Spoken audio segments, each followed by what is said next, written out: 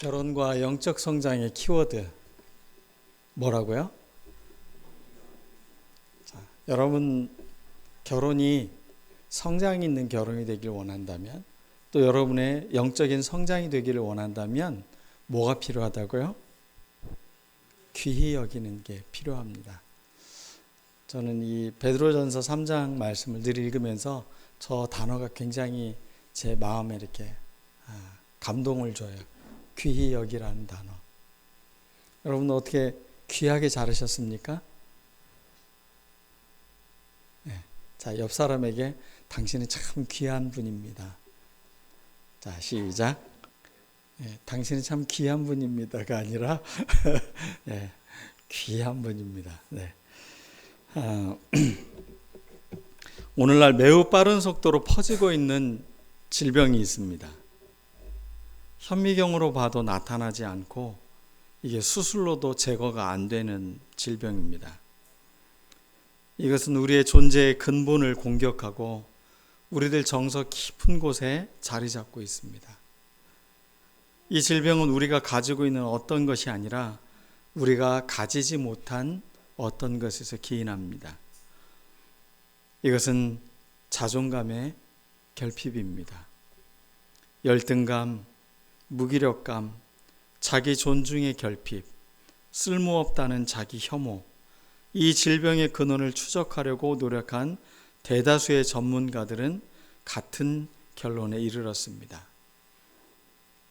이 질병의 근원은 바로 가정이었습니다. 우리가 얼마나 우리 존재가 아름답고 귀하게 태어났습니까? 그런데 그런 존재들이 자기 스스로를 하찮게 여기고 자기의 존중감도 갖지 못하고 열등감과 무기력감과 무가치함을 오히려 배우고 있는 것이 가정이라는 것입니다. 여러분 이 말에 공감하십니까? 그래서 그런지 가정은 사랑하면서도 아픈 곳이죠. 그게 나에게 아픔을 준 곳이고 그 아픔의 연장이기 때문에 그럴 겁니다. 이건 제가 한 이야기가 아니라 찰스 스윈들 목사님이 그 결혼과 가정이란 책에서 쓴 글입니다. 우리는 오늘 성경의 말씀을 좀 자세히 그 배경을 생각해 본다면 아마 베드로가 썼던 이 시대의 교회 성도들은 어떤 상황이었을까를 예측할 수 있을 겁니다. 당시에는 베드로가 로마에서 또 이렇게 복음을 전하러 다녔을 때는 네로 황제가 통치했을 때였습니다. 미친 폭군이라고 이야기하잖아요, 네로 황제는. 근데 그런 사람이 최고의 지도자가 되었을 때 백성들의 삶은 아주 피폐해지죠. 그 미친 그 사람들의 통제되지 않는 그런 널뛰게 하듯한 그 정치들은 사람들을 정말로 힘들고 어렵게 만들었습니다. 그런 시대에 베드로는 교회에 주는 편지를 이렇게 이야기하고 있습니다. 분명히 이것은 어느 가정에게 보낸 편지가 아닙니다. 교회에게 보낸 편지예요. 그러므로 이것은 결혼과 가정에 대해서 이야기하는 것 같지만 사실은 교회에 대해서 이야기하고 있는 겁니다. 교회에 집사를 뽑거나 감독을 뽑거나 어떤 교회 지도자들을 뽑을 때 한결같이 들어가 있는 단어는 무엇입니까? 가정을 잘 돌보는 자라야 이 직분을 맡길지니 라는 말이 전제가 되어져 있습니다. 교회에서 직분을 받는 건 그 사람이 신앙생활을 오래 했고 헌금을 많이 하고 뭘 했기 때문에가 아니라는 겁니다. 그 사람의 가장 밑바닥에서 근본을 이루어야 되는 것은 자기의 가정 안에서 그 가정을 돌볼 줄 아는 사람이 교회에서도 꼭 리더십을 행해야 된다라고 말하고 있는 것이죠. 박해와 가혹함이 있는 시대, 그런 시대에 사도 베드로는 교회가 정말 회복될 수 있는 그 근원에는 부부가 있다라는 겁니다. 그리고 그 부부는 교회 안에서는 우리가 예수 그리스도의 신부로서 우리의 신앙의 규범을 잘 표현해 주고 있다라고 말하고 있습니다. 21세기를 살아가고 있는 우리에게 이 말씀은 속 터지는 이야기가 될 수도 있습니다. 전혀 공감이 되지 않을 수도 있어요. 아내분들 남편에게 순복하고 계십니까? 이게 왜 무슨 조선시대도 아니고 이게 무슨 이야기입니까? 전혀 이 말씀이 우리에게 와닿지 않는 이유가 뭐냐면 지금 우리 시대가 갖고 있는 문화적 가치와 또 한 개인과 또 결혼에 대한 전 이해들이 너무 다른 시대를 우리가 살고 있다는 겁니다. 그럼 이 말씀이 시대의 흐름에 맞지 않는 말씀일까? 아니면 이 시대에 꼭 필요한 말씀일까? 이것을 우리는 질문을 던질 수 있을 것 같아요. 분명 하나님의 말씀이라고 여러분들이 고백하고 아멘이라고 하셨어요. 그런데 여러분 가정에서 남편에게 왜 순종하지 않으십니까? 이유가 무엇입니까? 자, 그럼 이렇게만 얘기하면 남편들 기가 너무 오르겠죠. 남편들에게 또 주는 말씀이 있습니다. 7절 말씀 남자분들만 한번 읽어보시겠습니다. 7절 말씀을 시작. 남편 된 자들아 이와 같이 지식을 따라 너희 아내와 동거하고 저는 더 연약한 그릇이요 또 생명의 은혜를 유업으로 함께 받을 자로 알아 귀히 여기라. 이는 너희 기도가 막히지 아니하게 하려 함이라. 아내를 통해 너의 신앙에 굉장히 중요한 것이 열릴 수도 있고 닫힐 수도 있다는 겁니다. 아내를 어떻게 여기라고요? 귀히 여기라고요. 함부로 대하지 말라는 겁니다. 앞에 나오는 순종이라는 단어가 나왔으니까 마치 가부장적 태도로 자기가 군림하는 자세가 아니라는 겁니다. 귀히 여기라는 말은 무엇입니까? 그것을 소중하게 보호하고 매우 가치 있게 여기라는 뜻입니다. 가치 있는 것을 함부로 다루지 않습니다. 귀한 것은 함부로 내동댕이 치지 않아요. 귀한 것은 소중하게 간직하고 보호하고 귀히 여기는 태도를 가질 수밖에 없는 것입니다. 오늘 21세기를 살아가고 있는 우리에게 2026년입니다. 이 성경이 기록된 건 아마 2000년 전에 기록된 책이죠. 2000년을 이 진리의 말씀은 과연 여전히 우리에게 의미 있고 통하는 말씀일까? 이 질문을 갖고 오늘 성경을 읽어보았으면 좋겠습니다. 아까 찰스 스윈돌이 결혼과 가정이라는 책에서 이야기한 것처럼 가정이 이러한 모든 질병의 근원이라는 말, 여기에 공감을 하셨다면 이 질병을 고칠 수 있는 방법은 이 두 가지의 단어로 설명할 수 있다는 것입니다. 순종, 순복이라는 단어가 사라진 지 이미 오랜 시대입니다. 어떤 존재를 귀하고 최고의 가치로 여기고 사람을 그렇게 보호하며 살아가는, 그렇게 귀히 여기는 그런 마음제서 살아가는 그런 남자다움, 이것이 무엇인가를 오늘 성경은 우리에게 알려주고 있는 것입니다. 먼저 성경은 아내들에게 권면을 하고 있습니다. 말로가 아니라 행위를 보고 믿음으로 초대된다라는 말을 하고 있습니다. 말은 참 쉽습니다. 그리고 여성들은 남성들보다 훨씬 발달한 게 언어이죠. 그래서 언어가 여성들은 감정적으로 이렇게 높이 올라가더래요. 부부싸움을 하면 남자와 여자가 싸우면 대부분 말싸움하면 아내들이 이기는 이유, 그게 맞아서가 아니라 언어가 발달해 있으니까 그런 상황에서도 말이 조리 있게 나와요. 근데 그런 갈등 상황이 되면 남편들은 대부분 어버버합니다. 말 제대로 못하고 평소에는 말 잘하던 사람도 이 감정이 격해지면 이 말이 잘 안 나오죠. 그런데 아내들에게 뭘 이야기하고 있냐? 말로가 아니라 무엇으로요? 행위로 사람들을, 남편을 변화시킬 수 있다는 겁니다. 그것이 우리가 믿음으로 하는 설교처럼 이야기하고 있어요. 우리의 행실이 굉장히 중요한 메시지가 될 수 있다는 겁니다. 신앙생활의 가장 중요한 것은 경외하는 마음입니다. 사랑하는 마음입니다. 근데 그 사랑이 함부로 하지 않기 때문에 경외라는 단어를 쓰고 있는 것이죠. 우리가 하나님을 사랑하는 마음처럼 그렇게 경외하는 마음으로, 조심스러운 마음으로 우리가 하나님을 대하는 태도, 여러분에게 이 태도가 회복되어져야 됩니다.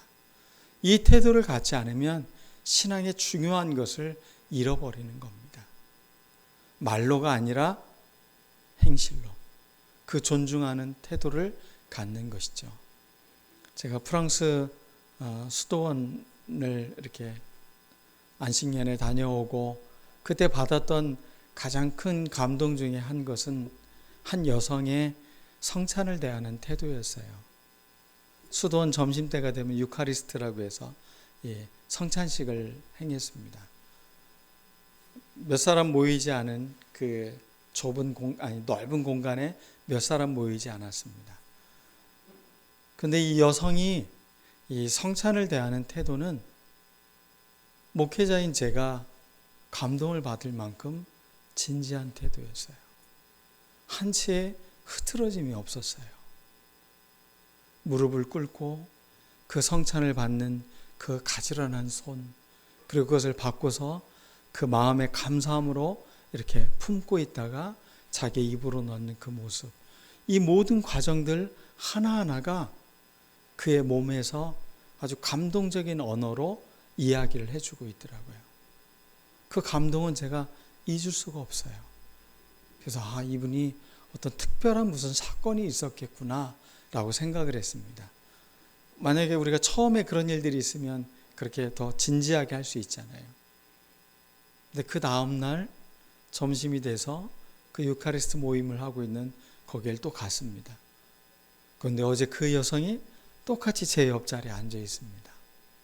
그런데 어제의 그 모습과 하나도 달라지지 않았어요.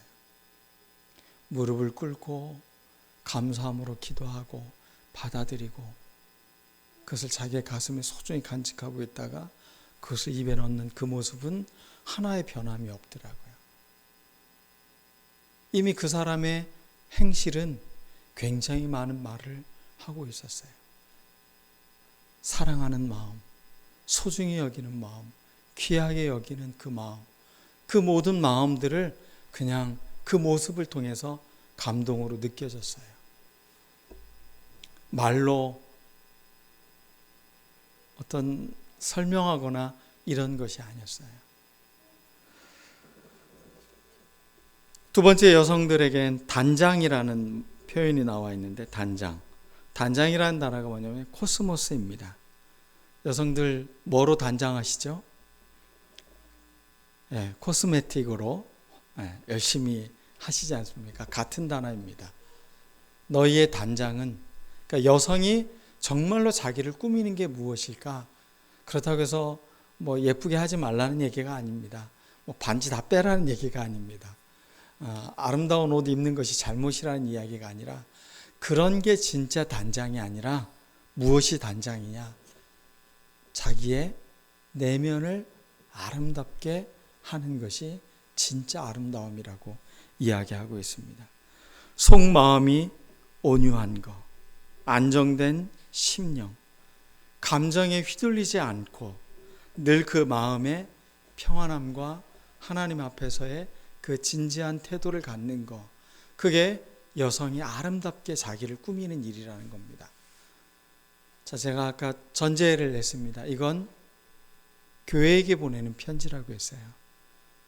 어떤 부부에게 보낸 이야기가 아닙니다. 그러면 우리는 그리스도의 신부로서 우리는 어떻게 해야 됩니까? 우리가 그리스도 앞에서 나를 아름답게 꾸민다는 건 무엇입니까?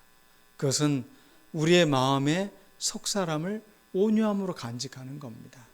그리고 안정된 심령, 감정에 의해서 막 휘둘리는 것이 아니라 그 감정이 평안하고 늘 하나님 앞에서 중심이 잡혀있는 태도를 갖는 것, 그것이 교회에 필요한 태도라는 것입니다.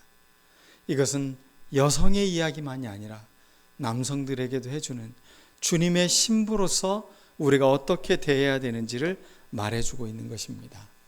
저는 남성입니까? 여성입니까? 네, 남성이죠. 그럼 저에게는 여성성이 없습니까? 네. 여러분 여성인데 여러분, 여성 속에 남성성은 없습니까? 있습니다. 호르몬이 더 많이 나오냐에 따라서 또 신체적인 기관에 의해서 남성과 여성이 분리됩니다. 근데 정말로 남성과 여성은 굉장히 다릅니다. 근데 그 다름이 결혼을 통해서 하나가 될 수 있다는 걸 보여주는 거예요. 교회 공동체 안에서도 다양한 사람들이 모여 있습니다. 인종도 다르고 자라왔던 환경도 다르고 여러 사람이 모여 있지만 우리가 하나가 될 수 있음을 알려주는 것. 그게 바로 교회의 모습이고 우리의 가정의 모습인 겁니다. 왜 당신은 이렇게 생각해? 라고 말하지 않는 거예요. 아, 당신 그렇게 생각하는구나. 나는 이렇게 생각하는 게 맞다고 생각했는데. 누가 옳고 그름이 아니라 서로 그러면서 서로를 이해하고 서로가 하나 될 수 있음을 보여주는 게 그게 가정인 것입니다. 서로의 다름이 폭력이 될 수 없고 서로의 다름이 옳고 그름의 기준을 제시하는 것이 될 수 없다는 겁니다. 비판하거나 비평하는 것이 아니라 서로가 서로의 다름을 인정하고 서로 하나가 되는 것. 그것이 가정이 가져야 될 태도이고 교회가 가져야 될 태도인 것입니다. 우리 교회는 소그룹 모임을 굉장히 중요하게 여깁니다. 그 이유 중에 하나가 무엇이냐면 서로 말을 하라고 하는 게 아닙니다. 그 말들이 오고 가는 그 다양함 속에서 그래도 우리는 그리스도를 중심으로 하나가 될 수 있음을 경청하는 시간입니다. 그래서 우리의 소그룹 모임을 경청모둠이라고 말을 합니다. 듣는 시간이라는 겁니다. 서로의 소리를 듣고 서로의 다름을 듣고 그 다름과 다름을 하나로 이어가시는 성령의 음성을 듣는 시간. 그래서 우리의 나눔은 기도의 시간이 될 수 있다라고 이야기를 하는 거죠. 여러분들의 나눔, 다름, 차이, 이것이 위협이 아니라 우리에게 너무나도 풍성하고 더 아름다운 공동체로 하나가 될 수 있음을 보여주는 것입니다. 그러므로 희망교회의 화장품은 바로 우리의 속사람을 온유함으로, 우리의 심령을 안전한 심령으로 하나님 앞에 나아가는 태도를 갖는 겁니다. 하나님 앞에 어떤 거라고 써 있습니까? 값진 것. 하나님 앞에 정말로 값진 게 무엇인가? 우리의 마음의 내면을 그렇게 온유함으로 우리의 안정된 심령으로 가져가는 게 하나님 앞에 굉장히 값진 것이라는 겁니다. 그러면 가정을 세우는 것, 아내에게도 이 이야기를 하고 있습니다.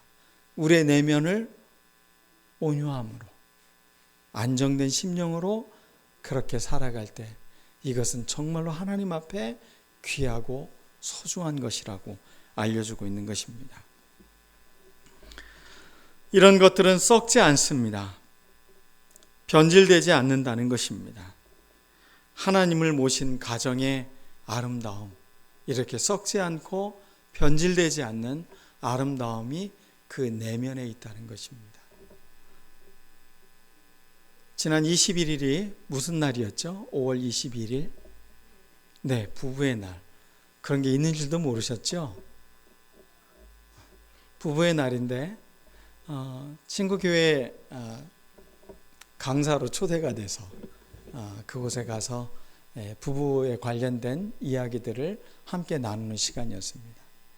이런 부부 세미나를 하면서 제가 꼭 포인트로 둬야 될 말이 있다라고 했습니다. 그것은 뭐냐면 부부로 살아가는 것은 나를 더 아름답게 성장시켜가는 거라는 거. 우리가 부부로 살아가는 게 속 터지고 속이 썩어가는 일이 아니라 그걸 통해 어떻게 되는 과정이라고요? 내가 성장해가는 과정. 그것으로서의 부부를 규정할 때 그 결혼은 아름답고 귀한 것입니다. 이런 강의를 하는 저는 부부싸움을 안 하겠죠? 왜 아멘이라고 아니요라고 하십니까? 네, 아멘이라고 해야 되는 거 아닙니까? 네, 싸워요. 부딪혀요. 갈등이 있을 수 있어요. 그런데 그것이 분열이 아니고 그것이 서로를 아프게 하는 것이 아니라 나를 성장시켜가고 나를 아름답게 해가는 과정이라는 것입니다. 아내의 눈으로 봤을 때 저는 정말로 다른 민족입니다. 다른 인종입니다. 정말 왜 저 사람은 저렇게 행동할까? 이해가 되지 않겠죠. 물론 저도 역시 마찬가지입니다. 외출을 하는데 어차피 집에 오면 또 청소할 건데 왜 꼭 다 청소기 돌려라, 다 설거지 해놔라, 다 정리해놔라, 그리고서 같이 나가자 이렇게 얘기하는지 이해가 안 됩니다. 근데 그 다름을 서로를 향한 괴롭힘이나 서로를 향한 불편함으로가 아니라 그런 걸 통해서 아내가 다른 것을 이해하게 되고 남편이 다른 것을 이해하면서 서로 조율해가는 과정이 그게 아름다운 부부고 아름다운 가정인 것입니다. 자꾸 우리가 둔 어떤 기준을 갖고 사람들을 난도질하는 것이 아니라는 겁니다. 아, 나하고 이렇게 다르구나. 그래도 이 사람과 함께 내가 아름답게 성장해 가겠구나. 나의 생각이 바뀌고 있구나. 아, 내가 달라지고 있구나.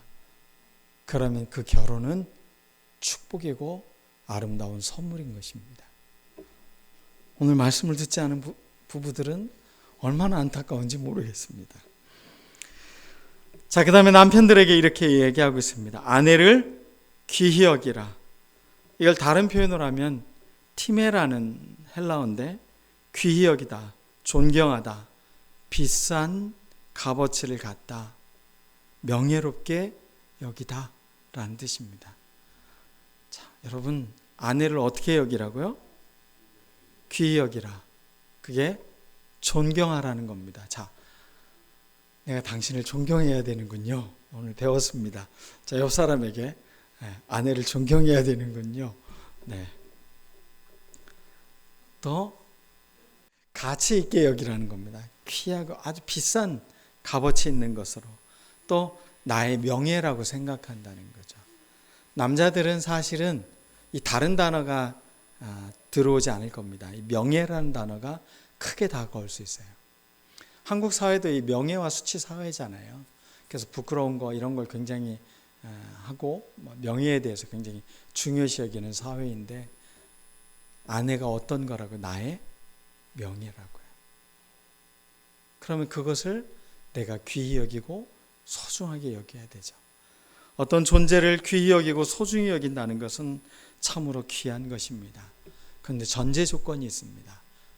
더 연약한 그릇이고 생명의 은혜를 함께 이어받을 자라는 겁니다. 기독교의 또 구약의 말씀부터 시작해서 신약의 말씀까지 이어지는 한결같은 이야기들 중에 하나가 연약함에 대해서 어떻게 대하느냐가 그 사람의 믿음의 태도라는 겁니다. 하나님은 과부와 고아의 하나님이라는 표현을 썼어요. 예언자들이. 이건 무슨 이야기입니까? 그 시대에 가장 연약한, 보호받지 못하는 대상들이 과부와 고아들이었습니다. 하나님은 누구의 하나님이라고요? 바로 그런 사람들의 하나님이라고요. 이스라엘 백성들이 자기 민족의 정체성을 기억하는 시기에 그들이 늘 한결같이 이야기하는 이야기가 있습니다.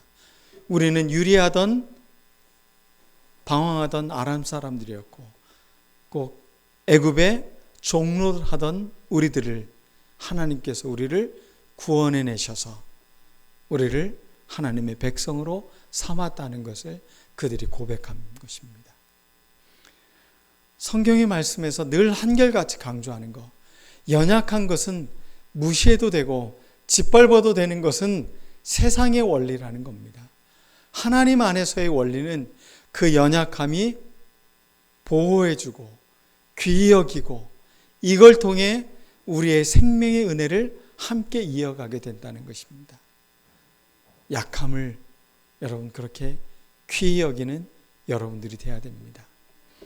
자녀를 키우면서 이것은 더 분명해집니다. 여러분, 아이가 얼마나 약합니까?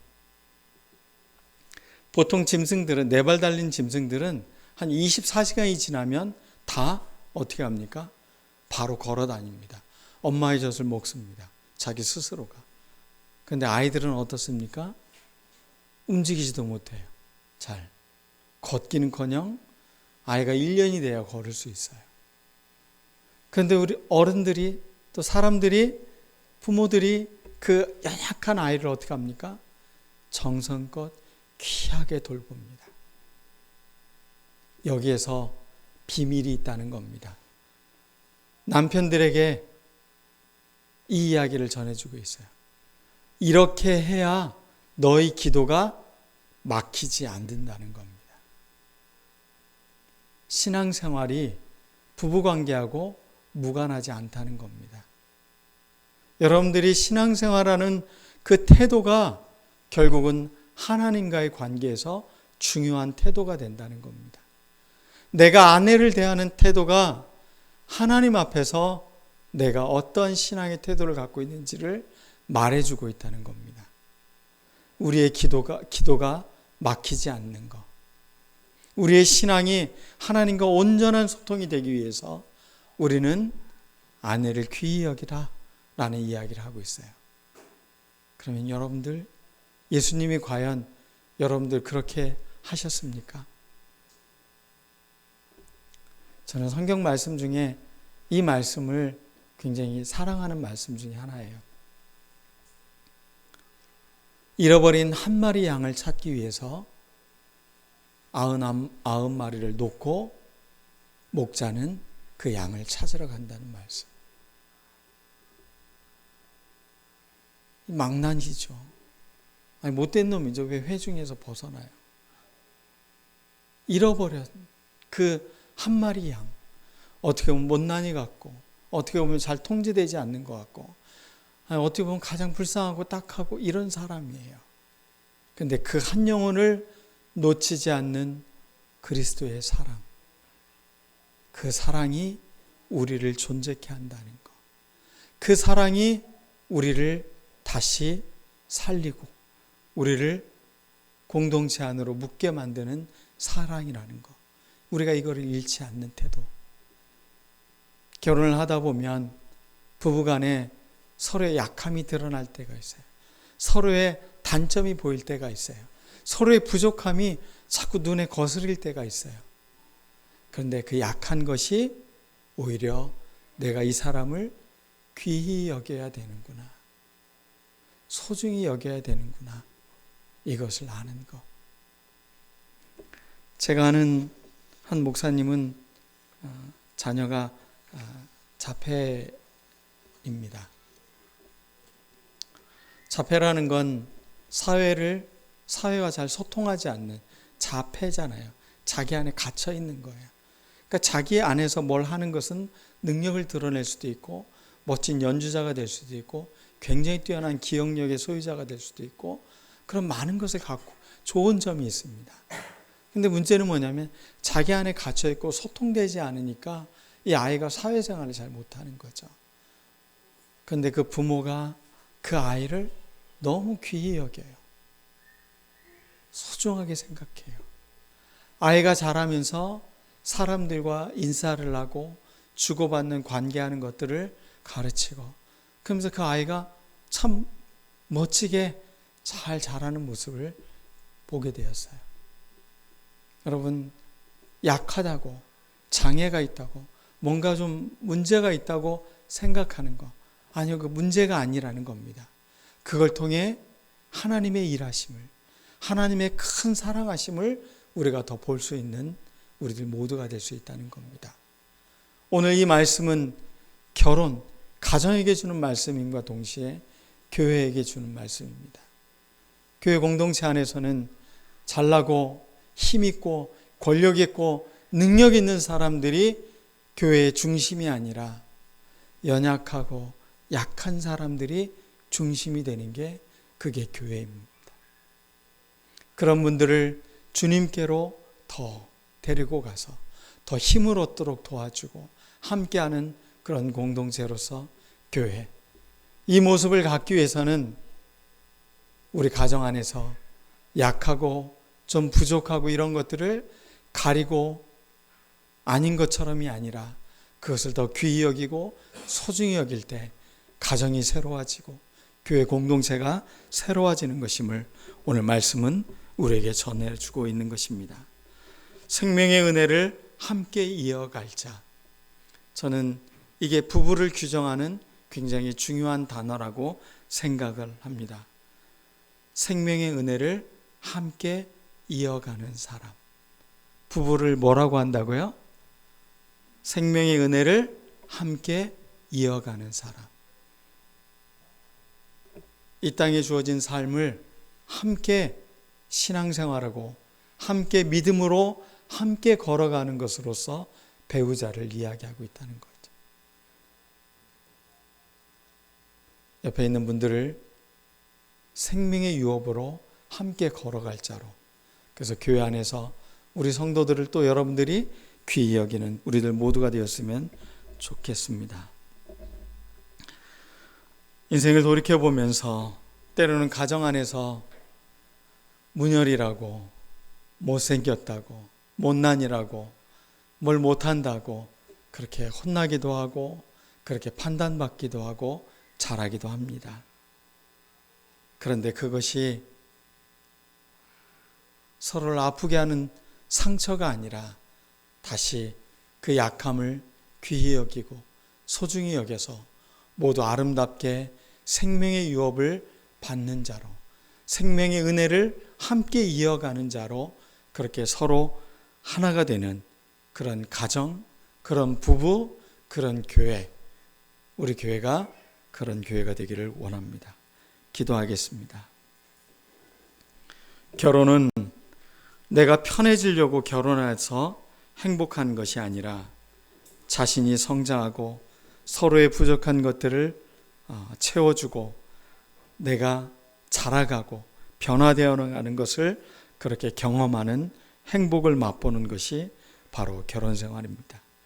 편한 것이 좋은 것이 아니라 우리가 변화되고 성장하는 것. 신앙도 교회 생활도 마찬가지입니다. 편한 교회 생활이 행복한 신앙 생활이 아니라 성장하고 변화되어 가는 것이 진짜 행복한 신앙 생활임을 오늘 말씀을 통해 우리가 깨닫고 우리 주님께 기도하는 시간 되기를 원합니다. 기도하겠습니다.